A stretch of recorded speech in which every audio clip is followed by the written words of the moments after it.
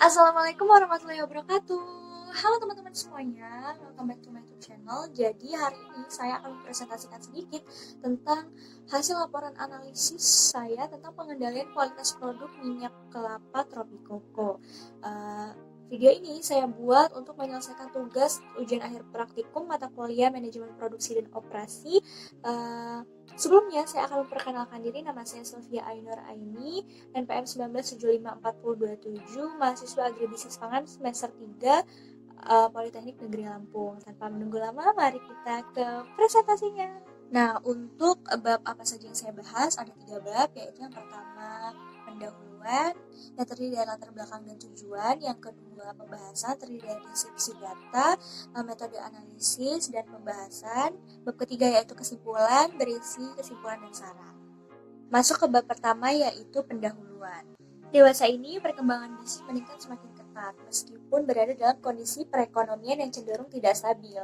Nah, hal tersebut memberikan dampak terhadap persaingan bisnis yang semakin tinggi dan tajam. Nah, salah satu cara agar bisa memenangkan kompetisi tersebut adalah dengan memberikan perhatian penuh terhadap kualitas produk yang dihasilkan oleh perusahaan sehingga bisa mengungguli kualitas yang dihasilkan oleh pesaing. Nah, kualitas dari produk yang dihasilkan oleh suatu perusahaan ditentukan oleh ukuran-ukuran dan standar tertentu yang dibuat oleh perusahaan tersebut. Nah, apabila suatu produk yang dihasilkan perusahaan tidak sesuai dengan ukuran-ukuran atau standar perusahaan, maka produk tersebut mengalami kerusakan atau cacat.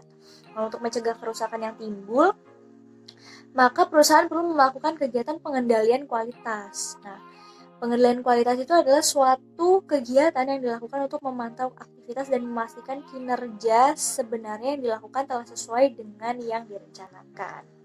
Untuk mengukur besar tingkatan kerusakan suatu produk yang dapat diterima oleh perusahaan, dapat menggunakan metode pengendalian kualitas yang dalam penerapannya menggunakan alat bantu statistika yang disebut Statistical Quality Control atau SQC. Di sini saya meneliti PT Komit Indonesia, yaitu perusahaan yang bergerak dalam bidang produksi minyak kelapa yang memiliki merek Tropikoko. Nah, dalam menjalankan kegiatan bisnisnya telah menggunakan sistem pengendalian kualitas produksi. PT Komit Indonesia menggunakan suatu proses yang disebut saponifikasi bertujuan untuk mengangkat lemak dan kadar air yang terdapat di dalam minyak kelapa supaya mendekati nol. Nah, adapun tujuan dari penelitian ini yaitu untuk mengetahui ketidaksesuaian yang terdapat pada produk akhir minyak kelapa dan mengetahui apakah jumlah produk akhir dari minyak Tropikoko yang tidak sesuai dengan standar yang dihasilkan oleh PT Komit Indonesia masih berada pada batas pengendalian setelah diproduksi. Nah, untuk yang selanjutnya tujuan dari dilakukannya penelitian ini yaitu yang pertama untuk mengetahui ketidaksesuaian yang terdapat pada produk akhir minyak kelapa Tropikoko. Yang kedua, untuk mengetahui apa saja faktor-faktor penyebab terjadinya kesalahan pada produksi minyak kelapa Tropikoko. Yang ketiga, yaitu untuk mengetahui apakah jumlah kesalahan produksi minyak kelapa Tropikoko pada bulan Mei sampai bulan Juni 2018 masih berada pada batas pengendalian. Masuk ke bab 2, yaitu pembahasan data. Jenis penelitian yang dilakukan adalah studi kasus. Data yang diperoleh adalah data sekunder, yaitu data yang dikumpulkan berdasarkan sumber yang telah ada. Data sekunder berupa data dari skripsi atau jurnal yang diperoleh dari internet dan dari situs web perusahaan. Data yang dihasilkan berupa data kuantitatif dan data kualitatif. Data kuantitatif yaitu data yang berupa angka-angka dan data mengenai jumlah produksi dan data produksi yang mengalami kerusakan. Sedangkan data kualitatif yaitu data yang berupa informasi tertulis, yaitu informasi mengenai jenis kerusakan, penyebab terjadinya kerusakan, bagian produksi, dan bahan baku yang digunakan. Nah, populasi dalam penelitian ini adalah produk minyak Tropikoko yang diproduksi dari bulan Januari sampai Juni 2018 sejumlah 4.723. Untuk jumlah produksi yang digunakan mulai bulan Januari 2018 karena mulai dari 2018 Januari perusahaan hanya memproduksi minyak kemasan 1 liter. Nah, pengambilan sampelnya dalam penelitian ini menggunakan teknik convenience sampling. Convenience sampling merupakan teknik pengumpulan data dari informasi dari anggota yang dengan senang hati memberikan informasinya. Nah, adapun sampel yang digunakan dalam penelitian ini adalah minyak tropikoko yang diproduksi pada bulan Mei sampai bulan Juni 2018 sejumlah 2.800 botol. Nah, selanjutnya ada metode analisis. Nah, di metode analisis yang pertama ada tahapan pengendalian. Tahapan pengendalian kualitas dijelaskan sebagai berikut. Yang pertama itu ada diagram alir atau flowchart. Dari flowchart kita beralih ke hasil produksi. Nah, hasil produksi ini di mana tahap produksi merupakan tahap hasil produksi minyak goreng tropikoko yang dikemas dalam ukuran 1 liter. Selanjutnya setelah diperoleh hasil produksi yaitu ke standar kualitas produk. Nah, tahapan ini merupakan penilaian produk yang sesuai standar perusahaan dan yang belum memenuhi standar perusahaan. Selanjutnya, penentuan produk sesuai standar dan produk tidak sesuai standar. Nah, dalam tahap ini untuk menentukan jumlah produk yang tidak sesuai standar, di mana produk akhir minyak goreng tropikoko yang belum memenuhi standar dikumpulkan, lalu diteliti ketidaksesuaiannya dengan standar perusahaan. Selanjutnya yaitu menentukan jumlah produk yang tidak sesuai standar. Nah, tahapan ini untuk menentukan jenis-jenis ketidaksesuaian produk, di mana jenis-jenis ketidaksesuaian produk yang terdapat saat produksi minyak tropikoko dicatat di lembar periksa seperti kesesuaian yaitu terdapat kotor, warna keruh, kandungannya air masih banyak, kemasan rusak, dan lain-lain.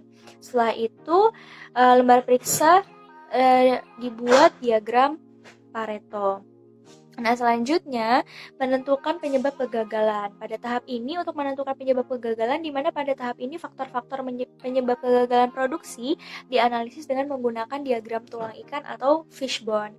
Nah, selanjutnya pengendalian kualitas produk dengan menggunakan peta kontrol atau control charts. Nah, tahapan ini merupakan tahapan di mana produk minyak kelapa tropikoko dianalisis dan diteliti untuk mengetahui apakah ketidaksesuaian yang timbul masih dalam batas pengendalian atau tidak. Nah, selanjutnya ada teknik analisis data.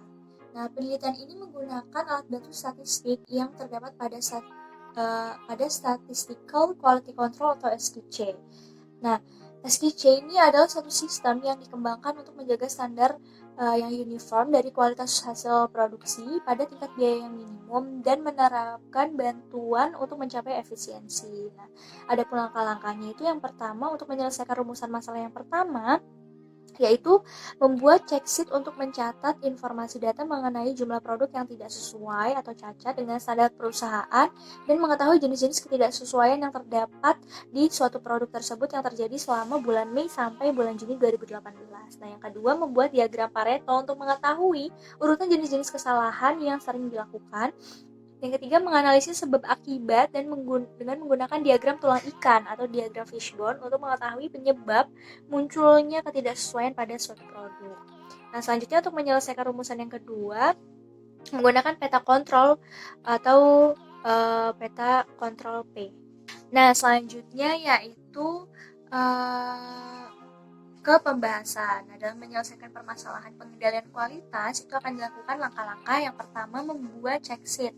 Nah, di sini dalam tabel checksheet sudah terdapat tanggal mulai dari minggu pertama sampai minggu ke-8, jumlah produksinya dari minggu 1 sampai minggu ke-8, dan jumlah keseluruhannya itu 2.800, jenis-jenis kesalahannya, ada warna keruh, kotor, kemasan rusak, kadar air tinggi, dan jumlah misdruk atau jumlah dari keseluruhan jenis kesalahan. Nah, di sini checksheet bertujuan untuk memudahkan proses pengumpulan data, terutama untuk mengetahui bagaimana suatu masalah sering terjadi serta untuk mengetahui jenis-jenis masalah yang timbul sehingga mudah untuk diamati. Nah, untuk data yang digunakan yaitu semua jumlah produksi minyak tropikoko pada bulan Mei dan Juni 2018. Nah, selanjutnya membuat diagram Pareto. Nah, setelah membuat checksheet, langkah berikutnya yaitu membuat diagram Pareto untuk mengetahui jumlah misdruk atau jumlah kesalahan dan jenis kesalahan yang sering dilakukan yang disajikan dalam bentuk grafik balok. Nah, di sini dari diagram ini dapat diketahui bahwa jenis kerusakan yang sering timbul yaitu rusak karena bergelombang yang disebabkan oleh kandungan air yang masih banyak dengan jumlah kesalahan itu 100 botol. Lalu kotor sebanyak 78 botol, warna keruh sebanyak 56 botol, dan kemasan rusak sebanyak 17 botol. Nah, selanjutnya membuat diagram fishbone atau diagram tulang ikan. Nah, untuk mengetahui sebab akibat dari masalah yang timbul saat proses produksi, maka perlu dibuat diagram tulang ikan atau diagram fishbone yang bertujuan untuk membantu mengidentifikasi akar penyebab dari suatu masalah kerusakan tersebut.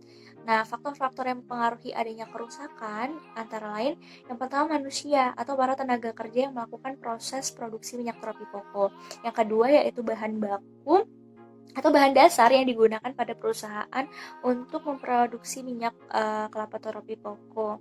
Yang ketiga yaitu metode atau suatu cara yang diikuti untuk melakukan proses produksi. Yang keempat yaitu perlengkapan alat yang digunakan untuk melaksanakan proses produksinya untuk membuat minyak kelapa tropipoko.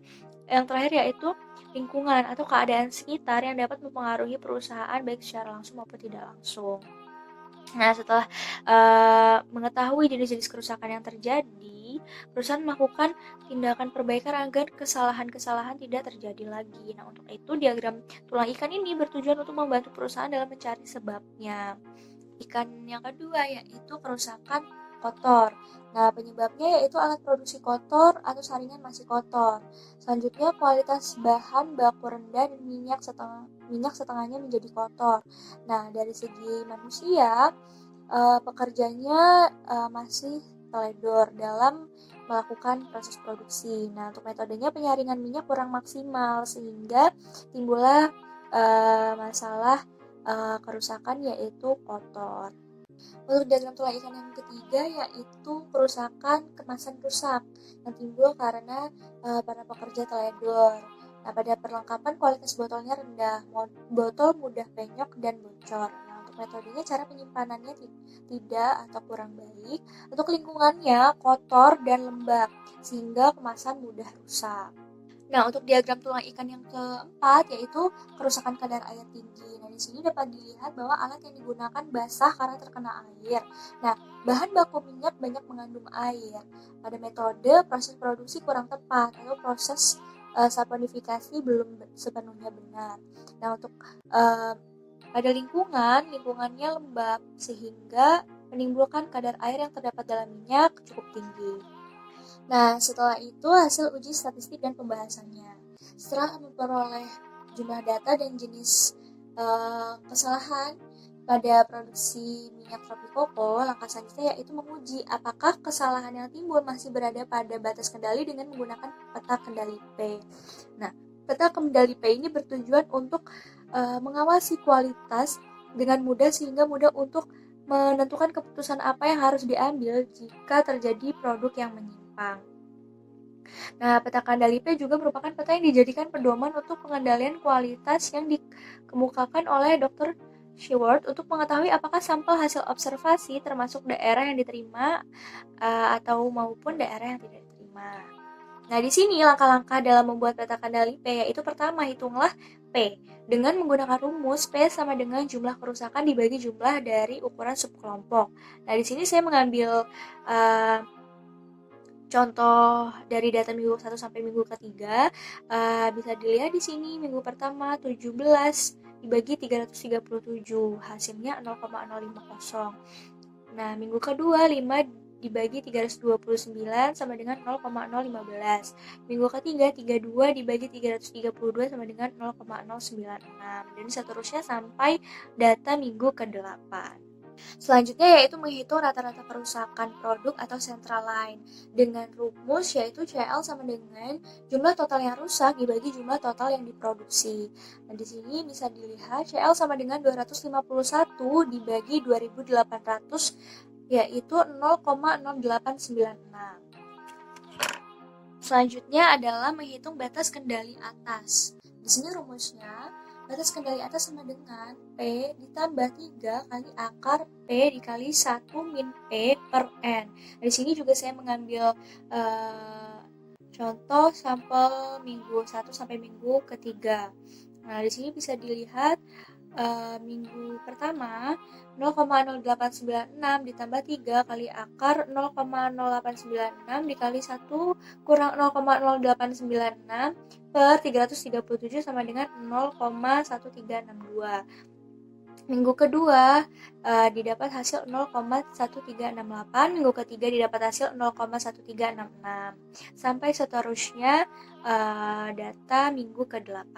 Nah, selanjutnya menghitung batas kendali bawah atau BKB. Nah, di sini rumusnya batas kendali bawah sama dengan P dikurang 3 kali akar P kali 1 kurang P per N. Di sini saya juga mengambil contoh data dari minggu 1 sampai minggu 3. Nah, di sini minggu 1 0,0896 kurang 3 kali akar 0,0896 kali 1 kurang 0,0896 dibagi 337 mendapat hasil 0,0429. Untuk minggu kedua mendapat hasil 0,0424, untuk minggu ketiga mendapat hasil 0,0426, dan seterusnya sampai data minggu ke-8. Nah, di sini rumus batas kendali atas dengan batas kendali bawah hanya dibedakan di tanda plus dengan tanda minus. Tanda plus yaitu untuk batas kendali atas, sedangkan tanda minus untuk batas kendali bawah. Nah, selanjutnya hasil perhitungan tadi, perhitungan peta kendali P, batas kendali atas, batas kendali bawah, central line, kemudian dimasukkan ke dalam tabel peta kendali P. Di sini dapat dilihat ada minggu ke-1 sampai minggu ke-8 jumlah produksi 2.800, jumlah kesalahan 251, nilai P, nilai central line, batas kendali atas, dan batas kendali bawah. Nah, dari tabel ini dapat diketahui bahwa jumlah total produksi minyak tropikoko periode dari bulan Mei sampai Juni 2018 sejumlah 2.800 botol dengan jumlah kesalahan produk sebanyak 251 botol. Nah, untuk jumlah kesalahan produk terbanyak terdapat pada minggu keempat dengan jumlah botol 50. Sedangkan jumlah kesalahan yang paling sedikit terjadi di minggu kedua dengan kesalahan hanya 5 botol. Nah, selanjutnya yaitu menggambar grafik peta kendali P.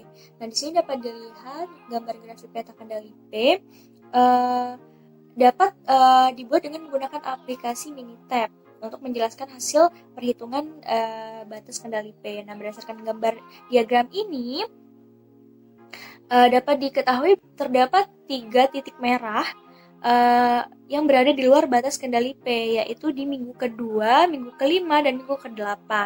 Nah, maka dapat diketahui bahwa proses produksi minyak tropikoko pada bulan Mei sampai Juni 2018 itu berada di luar batas pengendalian. Yang memasuki bab kesimpulan. Dari berbagai perhitungan dari analisis yang telah dilakukan, dapat ditarik kesimpulan. Yang pertama, jenis-jenis kerusakan yang timbul pada produksi minyak goreng kelapa tropikoko disebabkan karena warna minyak keruh, kotor, kemasan rusak, dan kandungan air yang cukup tinggi. Nah, yang kedua, dari diagram sebab akibat dapat diketahui faktor-faktor penyebab kerusakan produk yaitu berasal dari faktor manusia, faktor perlengkapan, bahan baku, lingkungan, dan metode yang digunakan. Yang ketiga, penggunaan peta kendali P menunjukkan proses pengendalian kualitas produk masih berada di luar batas kendali karena masih ada 3 titik yang berada di luar batas kendali atas dan batas kendali bawah, sehingga menunjukkan bahwa proses pengendalian kualitas belum dijalankan dengan baik. Nah, berdasarkan kesimpulan yang telah diambil, saran yang sekiranya dapat diberikan kepada perusahaan dari peneliti adalah melakukan usaha-usaha yang lebih baik lagi untuk mencegah kerusakan pada proses produksi. Nah, selanjutnya perusahaan diharapkan meningkatkan pengendalian kualitas dari suatu produk agar tidak terjadi kesalahan-kesalahan atau kecacatan-kecacatan pada suatu produk sehingga dapat meningkatkan hasil produksinya dan akan menguntungkan bagi perusahaan itu sendiri. Nah, demikian di presentasi singkat dari saya. Semoga ini dapat menyelesaikan tugas ujian akhir praktikum mata kuliah manajemen produksi dan operasi, dan semoga dapat bermanfaat bagi teman-teman semua yang telah menonton. Saya ucapkan terima kasih banyak pada teman-teman yang telah menonton. Saya akhiri, wassalamualaikum warahmatullahi wabarakatuh. Dah teman-teman semua.